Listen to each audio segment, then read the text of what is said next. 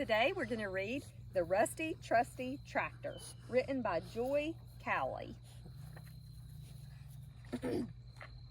When Mr. Hill saw Grandpappy's tractor, he laughed fit to bust his britches. "Woo-hoo!" he cried, slapping his knees. "You call that a tractor?" Micah looked up at Grandpappy to see what he was thinking, but Grandpappy was not letting on. Mr. Hill ding-donged with his knuckles on the rusty engine cover and the spaghetti can that hung over the exhaust pipe.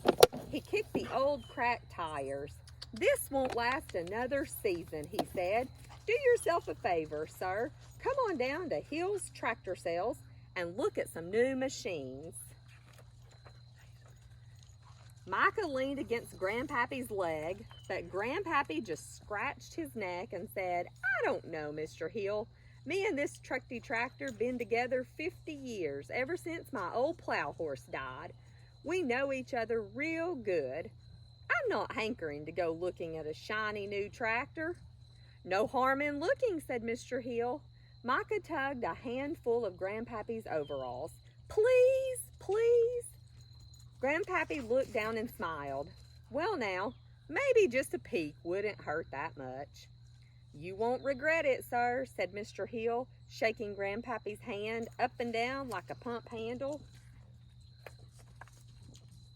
Hill's Tractor Sales covered half a block.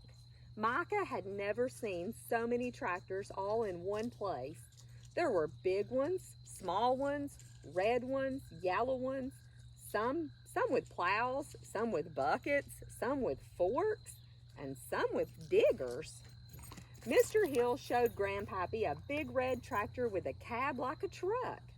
"Got carpet in there," said Mr. Hill. "Got heating and air conditioning too."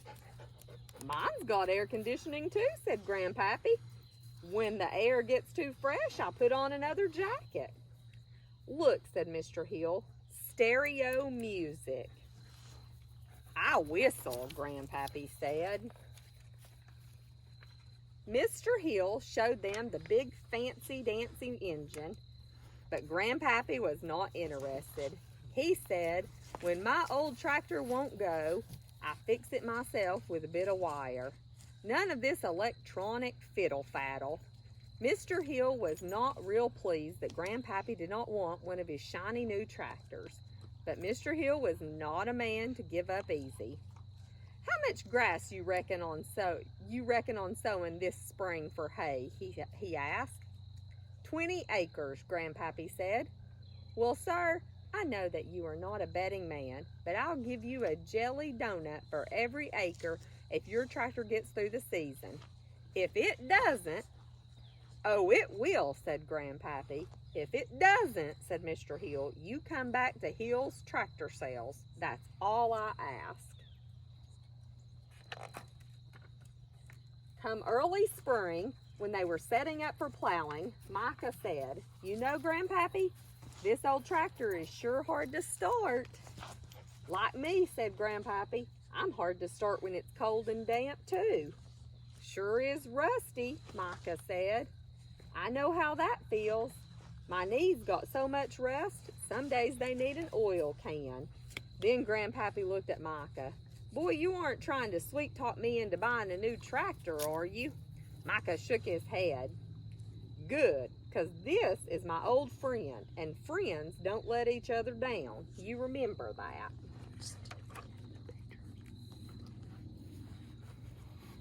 The ground was still cold when Grandpappy plowed those 20 acres.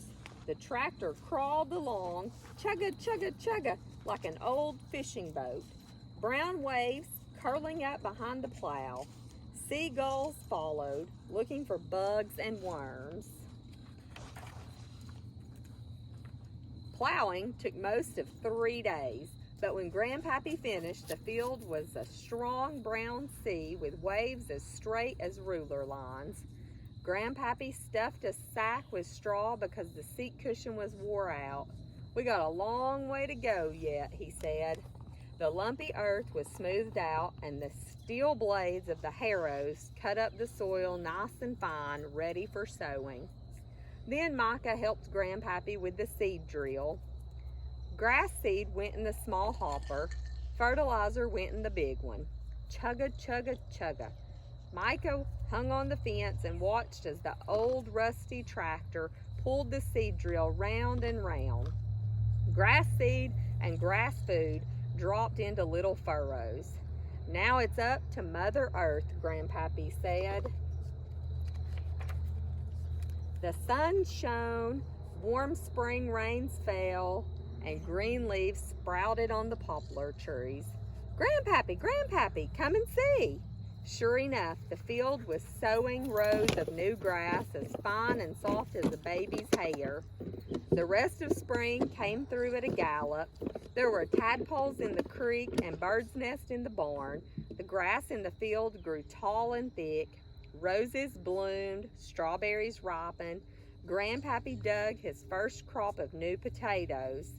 Now the grass was as high as the bib of Micah's overalls. Mr. Hill paid a visit. Good crop of hay, he said. But I tell you plain and simple, no way is that tractor going to tow a hay baler.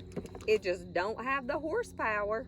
Now is the time to think about a new model. What do you say?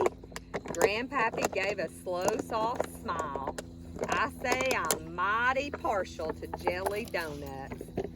The first run of fine weather, Grandpappy sharpened the blades of the old mower. Micah helped him bolt the mower onto the tractor. Chugga, chugga, chugga. As the tractor went by, the tall grass fell and lay flat on the ground. In a couple of days, said Grandpappy, we'll turn it with the hay rake to help it dry. The morning Grandpappy got out the baler, the weather forecast changed. Thunderstorms tomorrow, Grandpappy said. Wet hay is good for nothing hay. We've got to get ourselves cracking. What if the tractor breaks down? Grandpappy shrugged. We lose 20 acres of hay and 20 jelly donuts. Worse things have happened, but I tell you now, boy, real friends are there when you need them, and my old tractor won't break down.